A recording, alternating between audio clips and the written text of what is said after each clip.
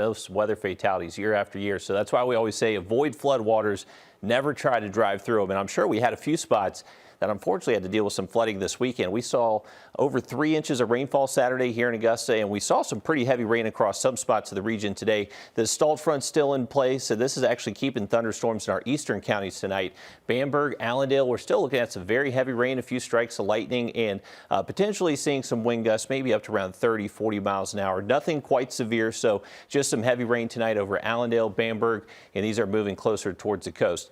As we continue into tonight, most of this is going to go away for us by daybreak tomorrow morning. We're going to wake up in the low to mid 70s and staying dry through at least the first half of the day. But I would imagine by around lunchtime, we're seeing a few isolated storms popping across the area. And you can see coverage wise, definitely not guaranteed for everybody. But the thing is, any storm that does pop up tomorrow afternoon just has that low end threat to possibly briefly produce some strong wind gusts up to 60 miles an hour.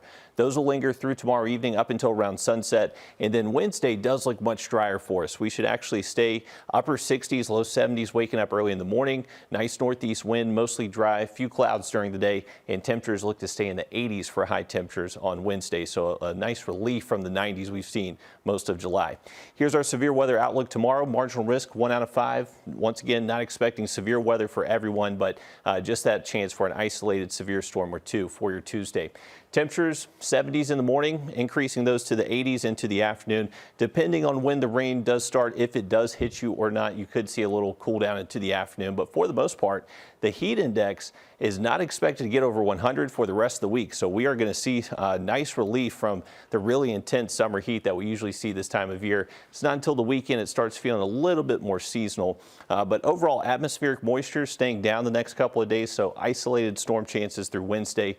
Watch what happens Thursday into Friday and this weekend, though. You can see that moisture really starts to plume up across the area. So that's going to bring us a lot better rain chances Thursday, Friday, and potentially even into the weekend.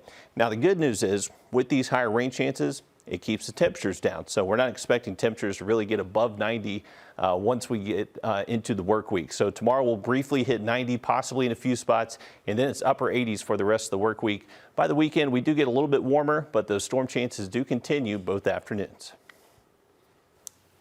All right, thanks for that, Riley. Ashley says her arms, legs, and face are bruised.